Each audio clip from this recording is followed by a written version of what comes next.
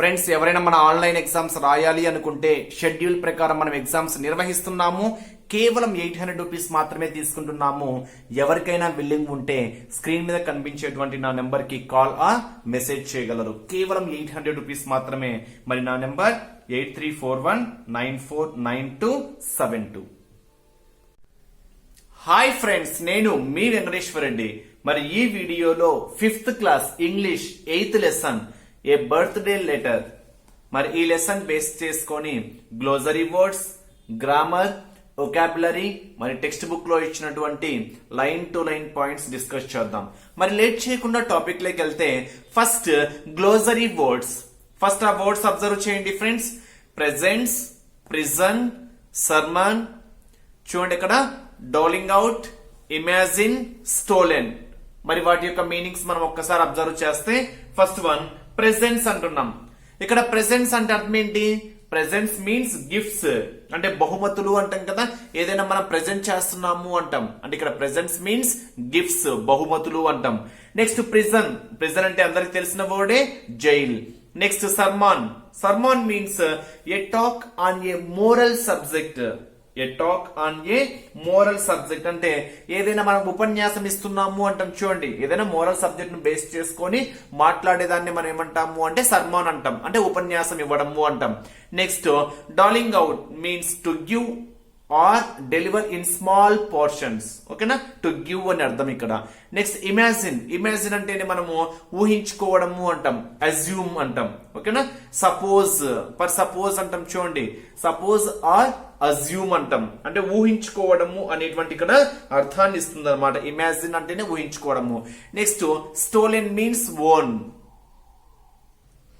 Next fortunate. Fortunate అంటే lucky అని. ఓకేనా, ఇక్కడ మనము ఫార్చునేట్ అంటే తెలుగులో అర్థము అదృష్టము అంటాం చూడండి. ఓకేనా, ఫార్చునేట్ మీన్స్ లక్కీ, అదృష్టము అంటాం.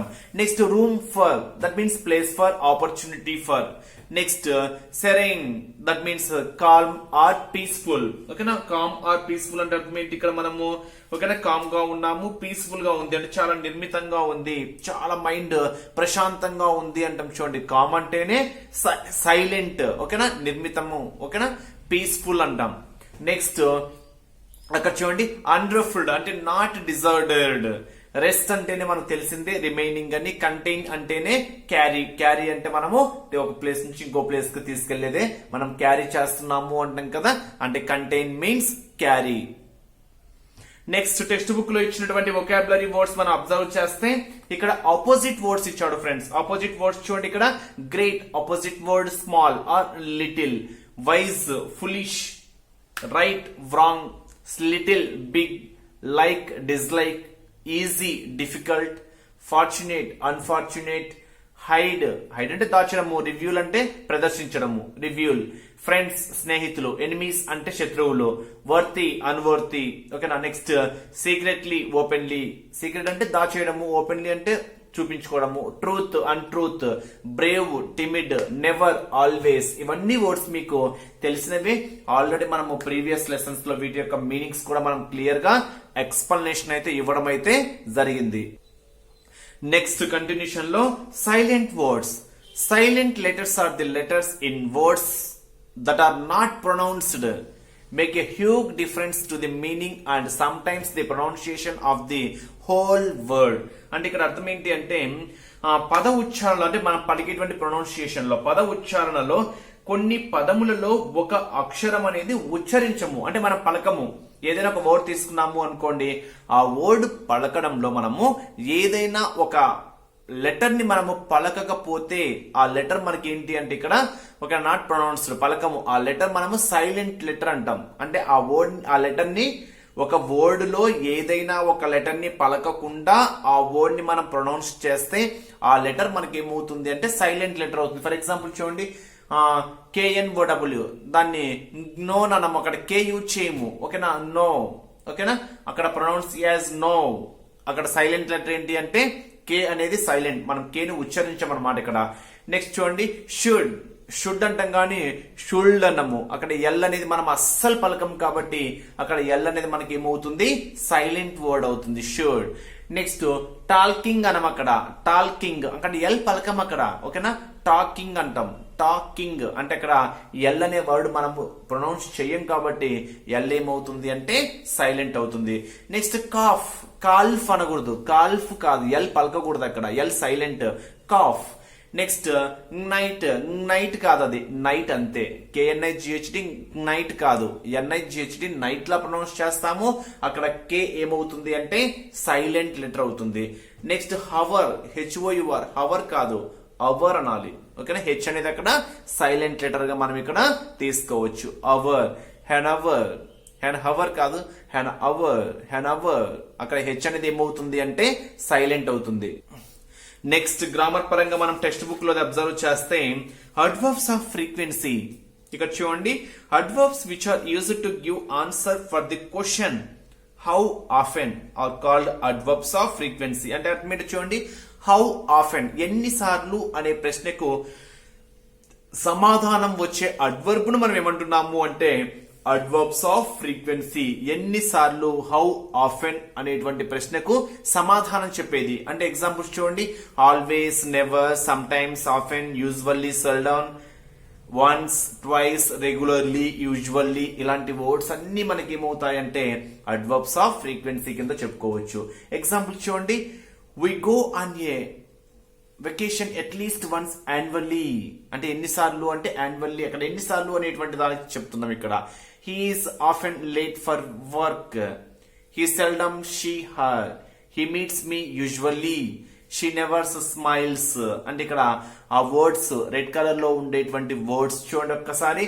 యాన్యువల్లీ కానివ్వండి, ఆఫెన్, సెల్డమ్, యూజువల్లీ, నెవర్, ఈ వర్డ్స్ అన్ని మనకి ఏమవుతాయంటే అడ్వర్బ్స్ ఆఫ్ ఫ్రీక్వెన్సీస్ అవుతాయి. నెక్స్ట్ టెక్స్ట్ బుక్ లో ఒక పోయం ఇచ్చాడు ఫ్రెండ్స్, వీ షల్ ఓవర్కమ్, మనం అధిగమించగలం అనేటువంటి ఒక పోయం ఇచ్చాడు. ఫస్ట్ ఆ పోయం యొక్క మీనింగ్ చూద్దామా.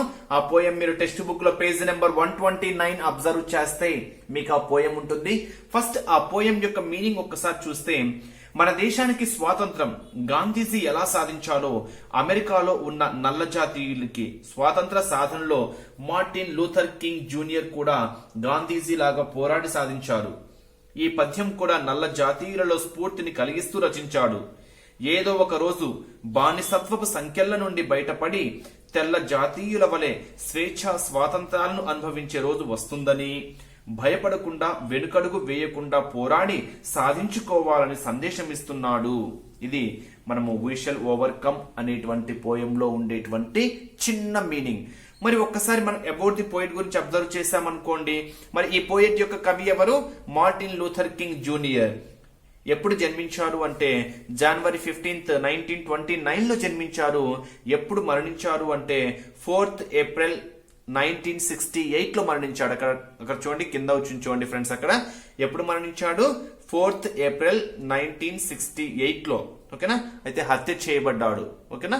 నెక్స్ట్ అక్కడ కంటిన్యూషన్ లో జాతీయత అమెరికన్ క్రిస్టియన్, ఓకేనా. ఐ హ్యావ్ ఎ డ్రీమ్, ఓకేనా. ఫేమస్ స్పీచ్ అనేది, తన యొక్క ఫేమస్ స్పీచ్ ఏంటంటే ఐ హ్యావ్ ఎ డ్రీమ్. మరి ఎడ్యుకేషన్ మొత్తం, విద్యాభ్యాసం మొత్తము బోస్టన్ యూనివర్సిటీలో జరిగింది. అదే విధంగా తనకు ఒక పురస్కారం కూడా అందుకున్నాడు, నోబెల్ బహుమతి 1964 లో. he received Nobel Prize in 1964, ఓకేనా. ఇది మార్టిన్ లూథర్ కింగ్ జూనియర్, ఈ పోయట్ యొక్క డీటెయిల్డ్ ఎక్స్ప్లెనేషన్, సింపుల్ వర్డ్స్ అన్నమాట.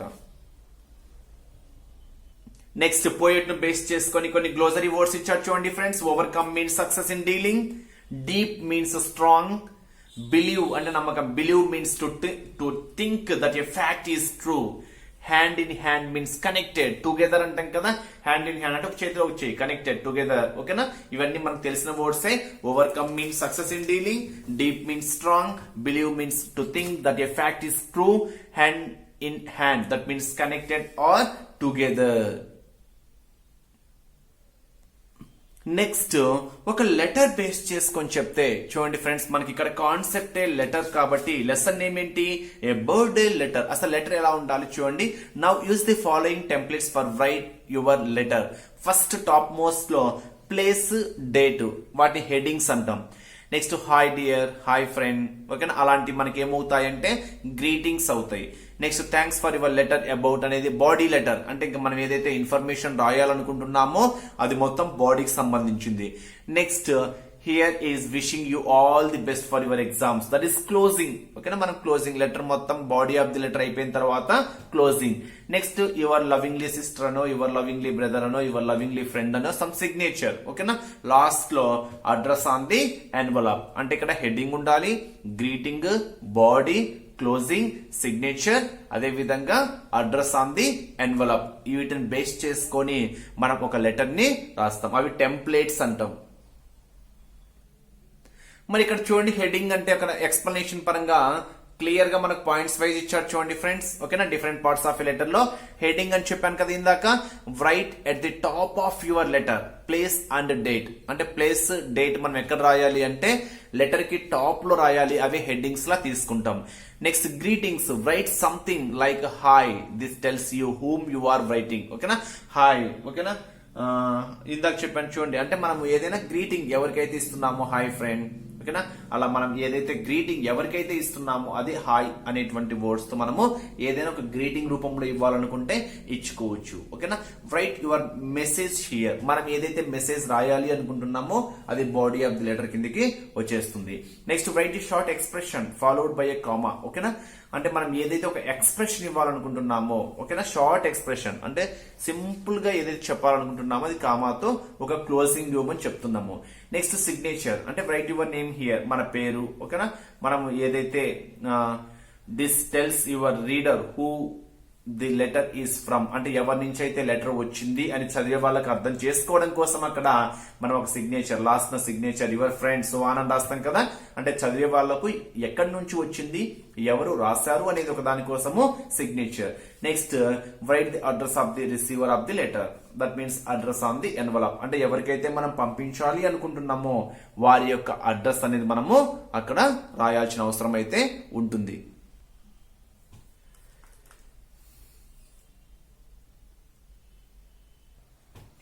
మరి ఇక్కడ చూడండి, టెక్స్ట్ బుక్ లో మనకు ఇందిరాగాంధీని బేస్ చేసుకొని ఇచ్చాడు ఫ్రెండ్స్. మరి ఇందిరాగాంధీ గురించి కొన్ని కీ పాయింట్స్ అబ్జర్వ్ చేస్తే, Indira Gandhi was Born on 19th November 1917 in Allahabad, India. The lone child of Jawaharlal Nehru, India's first Prime Minister. In March 1942, she married Feroz Gandhi and the couple soon had two sons, Rajiv and Sanjay. 1964 to 66, she served as the Minister of Information and Broadcasting. On 31st August 1984, Indira Gandhi was assassinated outside her home by two of her trusted bodyguards. In 1966, she becomes a Prime Minister after death of Lal Bahadur Shastri. ఇది text book లో ఇచ్చినటువంటి చిన్న information Indira Gandhi గురించి. Next మరి continuation లో lesson name the birth day letter అని చెప్పాను కదా, అసలు ఏంటి ఈ లెసన్ యొక్క ఇంపార్టెన్స్ ఏంటి, దాని యొక్క సమ్మరీ ఒక్కసారి మనం అబ్జర్వ్ చేస్తే పేజీ నెంబర్ 117, 118 లో ఉంటుంది ఫ్రెండ్స్ టెక్స్ట్ బుక్ లో. మీరు ఆ టెక్స్ట్ బుక్ చదివితే మీకు క్లారిటీగా అర్థమవుతుంది. జవహర్లాల్ నెహ్రూ గారు 1930 అక్టోబర్ 26వ తేదీన తన ప్రియతమ గారాల పట్టి అయిన ఇందిరకు ఆమె జన్మదినోత్సవం సందర్భంగా వ్రాసిన ఉత్తరము, ఓకేనా. ఎవరెవరికి రాశారని చూడండి ఇక్కడ. అక్టోబర్ 26th 1930న జవహర్లాల్ నెహ్రూ గారు ప్రియతమ గారాల పట్టి అయిన ఇందిరకు ఆమె జన్మదినోత్సవం సందర్భంగా వ్రాసినటువంటి లెటర్. ఆయన జైల్లో ఉన్నాడు కనుక తన కుమార్తె జన్మదినోత్సవం అయిన ఆమెకు బహుమతులు పంపించలేకపోతున్నందుకు చింతిస్తూ ఆమెకు శుభాకాంక్షలు తెలియజేస్తున్నాడు. ఉత్తరంలో తన కుమార్తెకు చక్కని సలహాలు ఇస్తున్నాడు. ఎలా ఉండాలి, ఏది మంచి ఏది చెడు ఆలోచించి నిర్ణయాలు తీసుకోవాలని సూచిస్తున్నాడు. అలాగే ఏ పని చేసినా రహస్యంగా కాకుండా బహిరంగంగా చేయాలని చెప్పాడు. ఏదైనా రహస్యంగా చేయాలనుకుంటే నీవు దేనికో భయపడుతున్నావని అర్థం అంటూ తన కుమార్తె ఎప్పుడు ఎవరికి దేనికి భయపడని ధీరోదాత్తురాలిగా గాంధీజీ నేతృత్వంలో సాగుతున్న స్వాతంత్ర సమరంలో మొక్కవోవి సురక్షితారులైన సైనికుల వలె ఉండాలని పేర్కొన్నాడు. అంటే ఏదైనా మనం ఒక పని చేస్తున్నాము అంటే అది బహిరంగంగా చేయి, నువ్వు దాచి చేస్తే నువ్వు దేనికో భయపడుతున్నావు అని కొన్ని సలహాలు సూచనలు ఇస్తూ జవహర్ లాల్ నెహ్రూ జైల్లో నుంచి ఓకేనా తమ ప్రియతమ గారాల పట్టి ఇందిరకు రాసినటువంటి లెటర్. ఇది ఈ పాఠ్యభాగంలో ఉండేటువంటి ముఖ్యమైన సారాంశం.